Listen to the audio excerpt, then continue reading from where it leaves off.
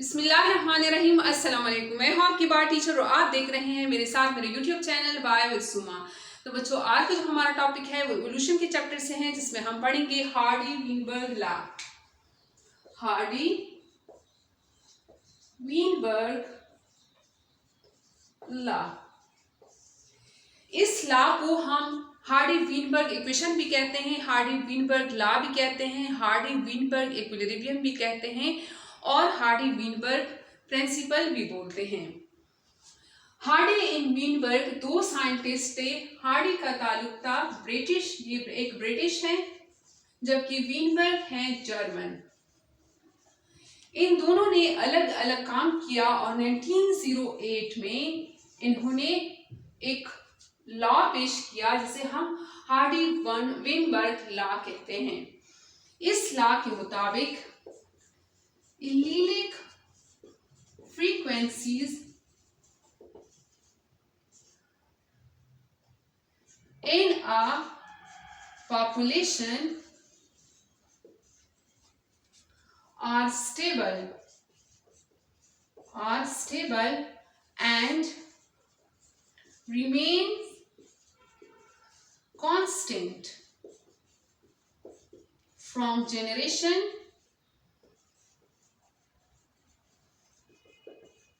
to generation।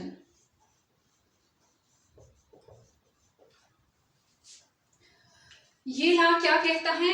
अगर इस तरह होता है तो नो एवोल्यूशन,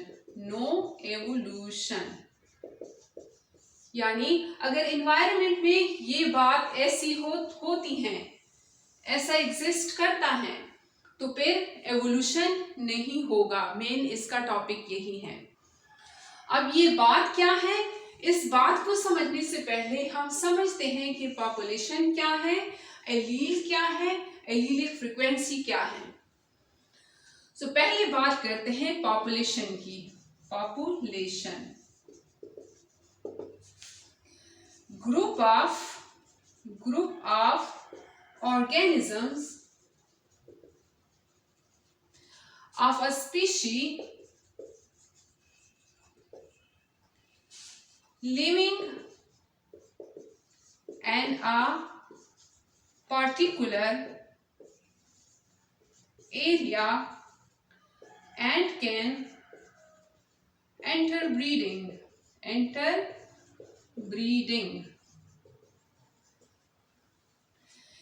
कि ग्रुप ऑफ ऑर्गेनिजम्स जो एक पार्टिकुलर एरिया में रह रहे हो और एंटर ब्रीड कर सकते हो, तो इसको बोला जाता है पॉपुलेशन।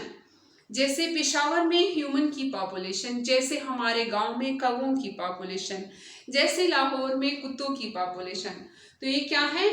पॉपुलेशन है। अब बात करते हैं फ्रीक्वेंसी की। आप लोगों ने फिजिक्स में पढ़ा होगा, जो भी चीज जितनी दफा रिपीट हो रही है उसको हम बोलते हैं कि ये इसकी फ्रीक्वेंसी है।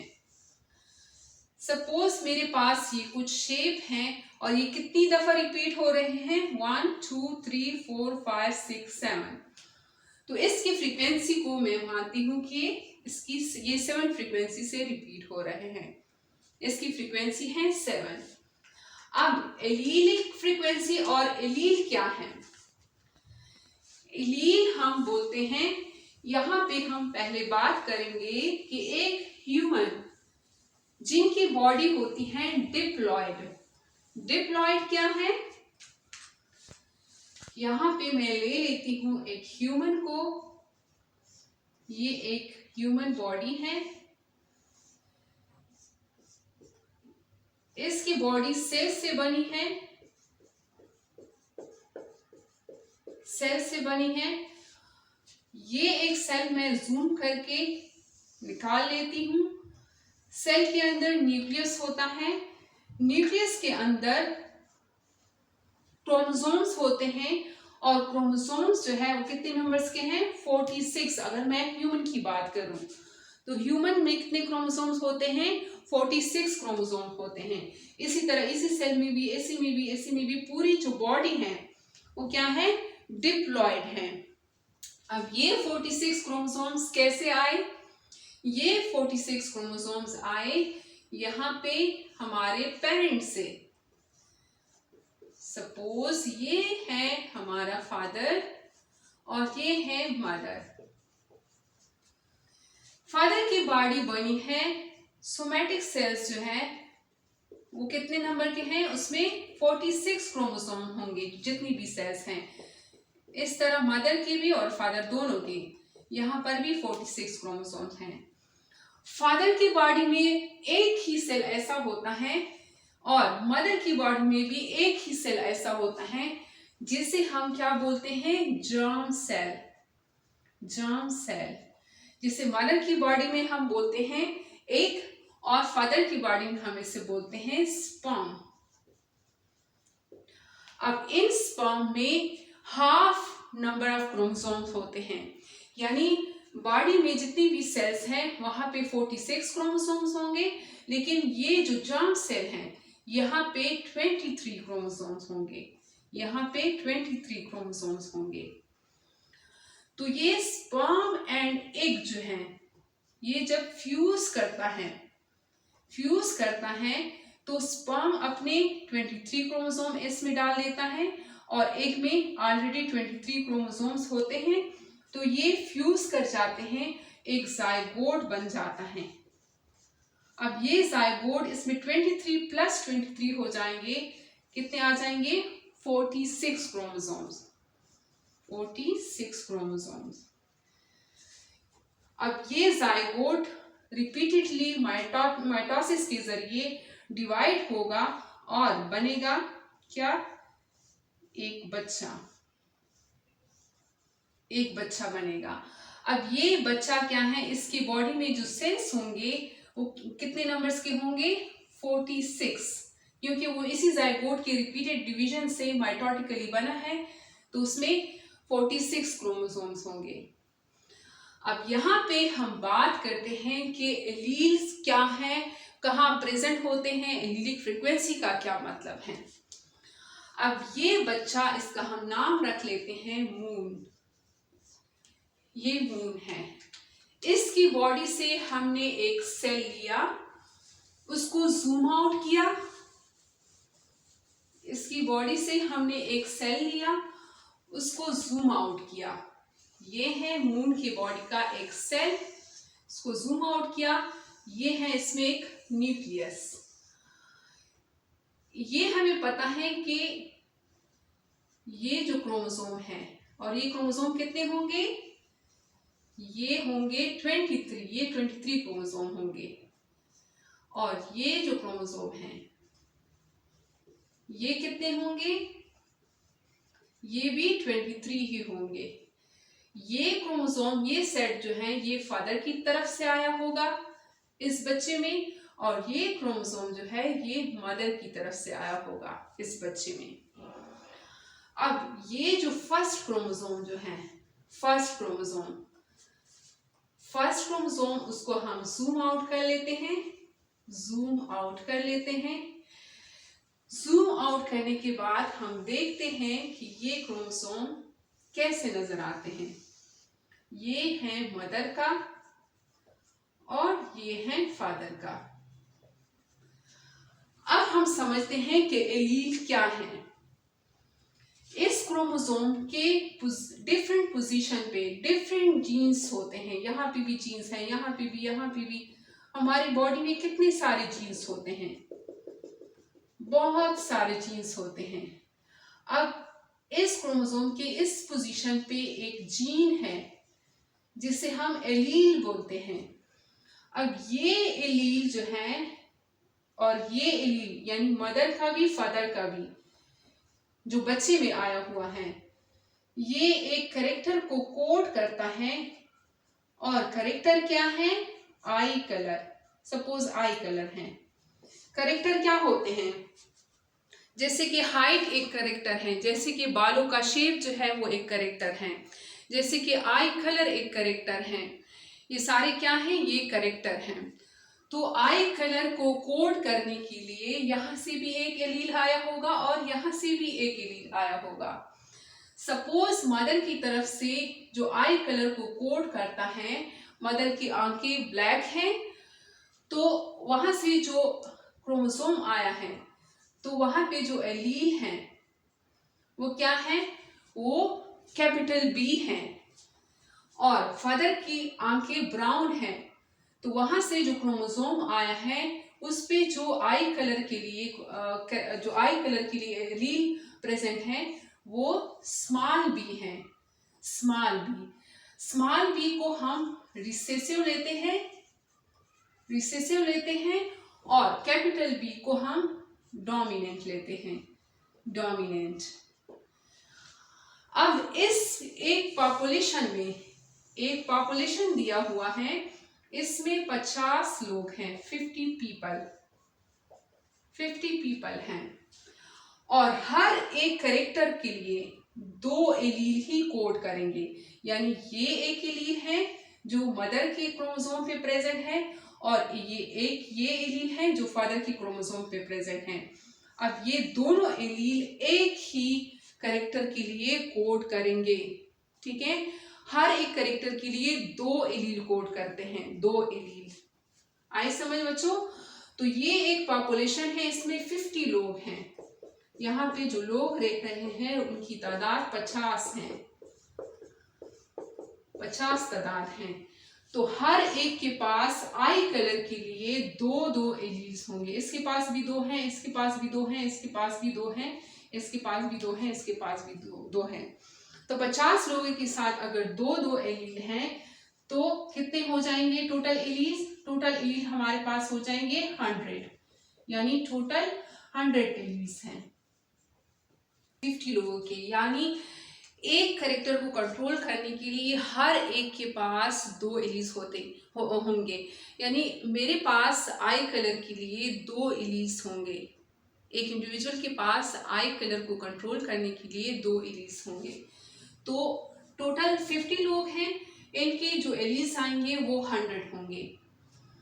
अब सपोज 100 में से बी जो एलील है इस पॉपुलेशन में वो है 80, यानी 80 जो है वो बी है, कैपिटल बी, और स्मॉल बी जो है वो है 20। यानी 100 में से स्मॉल बी जो है इस पॉपुलेशन में वो 20 एलील्स हैं और कैपिटल बी जो है वो 80 एलील्स हैं।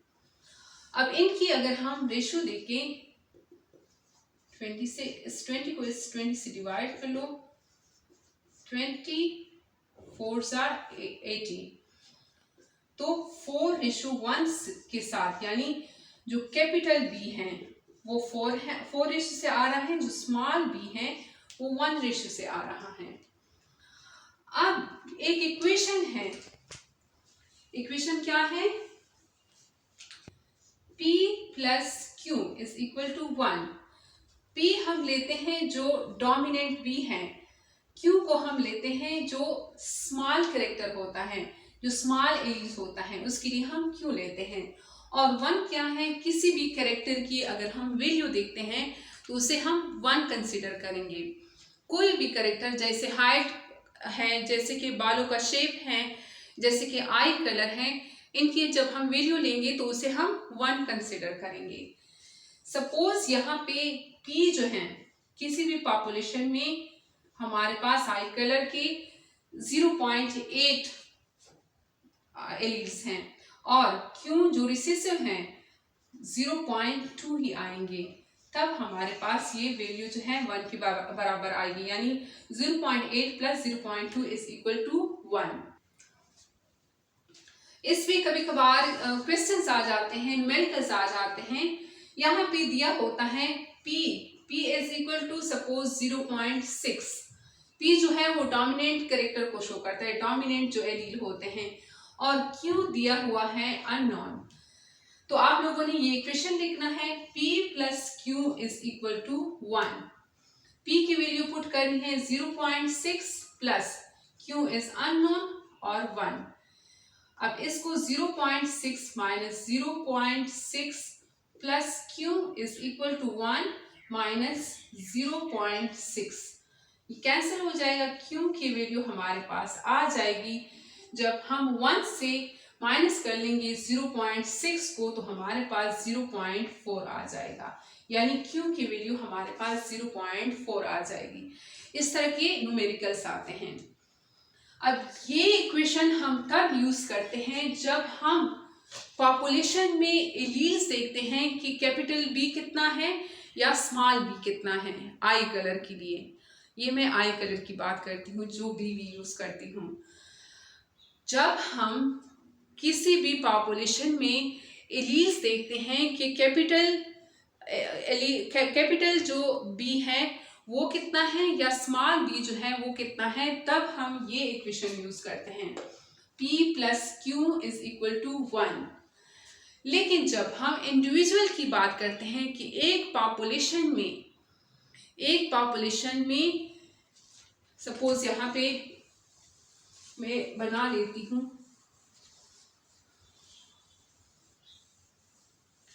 यहाँ पे हम एक पॉपुलेशन लेते हैं। ये एक पॉपुलेशन है, इसमें 50 लोग रहते हैं। जैसे कि हमें पता है कि हर एक बंदे के पास आई कलर के लिए 2 एलील्स प्रेजेंट होते हैं। इसके पास भी 2 हैं, इसके पास भी 2 हैं, इसके पास भी, सबके पास 2-2 हैं। अब इस पॉपुलेशन में 2-2 एलील एग्जिस्ट करने के साथ साथ यहाँ पे जो बी है यानी कैपिटल बी होगा, जिसे हम बोलते हैं होमोजाइगस डोमिनेंट। इस तरह के एलील आ सकते हैं किसी के पास इस तरह के एलील आ सकते हैं जिसे हम बोलते हैं हेटेरोजाइगस डोमिनेंट, और किसी के पास इस तरह के एलील आ सकते हैं जिसे हम बोलते हैं होमोजाइगस रिसेसिव। इस तरह के एलील भी आ सकते हैं। तो एक पॉपुलेशन में एलील्स के परसेंटेज को मालूम करने के लिए हम एक इक्वेशन लिखते हैं P² + Q² + 2PQ = 1। यानी एक इंडिविजुअल ऑर्गेनिजम्स की जब हम परसेंटेज मालूम करते हैं कि उसमें होमोजाइगस डोमिनेंट है या हेटेरोजाइगस डोमिनेंट एलील है या होमोजाइगस रिसेसिव एलील है, तब हम ये फार्मूला यूज करते हैं। अब सपोज P² जो होमोजाइगस डोमिनेंट है वो 0.8 है। सपोज ये 0.8 है, तो इसका स्क्वायर ले लेंगे, और ये जो रिसेसिव है ये स्मॉल b ये 0.2 है, तो इसका 0.2 इसका स्क्वायर ले लेंगे +2। P कितना है 0.8 और Q कितना है 0.2 = 1। अब इसको अगर हम मल्टीप्लाई करें 0.64 + 0.4 + 0.32 = 1, यानी ये हमारे पास आ रहे हैं 64%, और जो Q है जो रिसेसिव एलील है ये वाले, ये हमारे पास आ रहे हैं 4%, और जो हेटेरोजाइगस हैं ये हमारे पास आ रहे हैं 32%। तो ये क्या है, ये एक इंडिविजुअल ऑर्गेनिज्म की परसेंटेज है। जब एक इंडिविजुअल ऑर्गेनिज्म की जो एलील्स की परसेंटेज को मालूम करते हैं तब हम ये इक्वेशन लिखते हैं। तो हार्डी-वीनबर्ग ने क्या कहा, हार्डी-वीनबर्ग ने कहा कि अगर इस पॉपुलेशन में सपोज हमारे पास इस पॉपुलेशन में जो आई कलर के लिए बी है वो 80 है, और ब्राउन कलर के लिए जो एलील्स हैं वो 20 हैं। अगर इनके बच्चे हो जाएं, यानी इसका बच्चा हो गया ये, इसका भी बच्चा हो गया ये, इसका बच्चा हो गया ये, यानी ये हर एक के बच्चे हो गए। अब इस पॉपुलेशन में जो 50 लोग रहते थे अब वो 100 हो गए, क्योंकि 50 उनके बच्चे हो गए, तो टोटल लोग कितने हो गए 100। अब इन बच्चों के भी दो दो एलील्स होंगे, इसके पास भी दो एलील्स इस आई कलर को कंट्रोल करने के लिए, इसके पास भी, इसके पास भी, इसके पास भी। अब जो पहले 100 एलील्स थे 50 लोगों के पास, तो अब हमारे पास 200 एलील्स होंगे 100 लोगों के पास, क्योंकि इस पॉपुलेशन में जो बच्चे आ गए उनकी तादाद 50 है, 50 ऑलरेडी पहले थे, तो अब लोग जो है वो 100 हो गए और एलील्स जो है वो 200 हो गए। तो हार्डी वीनबर्ग ने क्या कहा, उसने कहा कि अगर अब भी इन बच्चों को अगर हम काउंट कर ले, अब भी इस पॉपुलेशन में कैपिटल बी के जो एलील्स हैं वो 80% है, 80 हैं, और स्मॉल बी के जो एलील्स हैं वो 20 हैं। यानी बच्चों को भी अगर हम काउंट कर लें, उनके एलील्स को भी अगर हम काउंट कर लें, तो अगर ये सेम रेशो से आ रहे हैं जो पहले इनकी रेशो थी, तब हम कहते हैं कि हार्डी वीनबर्ग लॉ एग्जिस्ट करता है। हार्डी वीनबर्ग लॉ एग्जिस्ट करता है, कोई एवोल्यूशन यहाँ पे नहीं हुआ। लेकिन हार्डी वीनबर्ग लॉ जो है ये एग्जिस्ट करना बहुत मुश्किल है। Hardy Weinberg law human beings में एग्जिस्ट ही नहीं कर सकता, क्योंकि हम कभी भी रैंडम मेटिंग नहीं करते। कभी आप लोगों ने देखा है कि आप लोगों की अम्मा जो है वो बाहर दरवाजे में खड़ी हो, कोई बाहर जा रहा हो और उसने कहा हो कि आप अपनी बेटी को टोकरी में डाल दिया और उसे कहा कि ये लो, ये आपकी हो गई, शादी कर लो इसके साथ, ले जाओ इसे। कभी ऐसा नहीं होता। हम प्रेफरेंशियल शादियां करते हैं, हम सूरत देखते हैं, सीरत देखते हैं, उनकी जॉब देखते हैं, उनके खानदान को देखते हैं, तब शादी करते हैं। हम ऐसे रैंडम मेटिंग नहीं करते। ह्यूमंस में रैंडम मेटिंग नहीं होती। तो ये तब एग्जिस्ट करता है जब रैंडम मेटिंग हो और लार्ज पॉपुलेशन हो। यानी प्लांट्स में ऐसा हो सकता है। या अगर हम फिश देखें, फिश क्या करते हैं, यहाँ पे फिश की अगर वो हम देखें, ये एक फीमेल फिश है,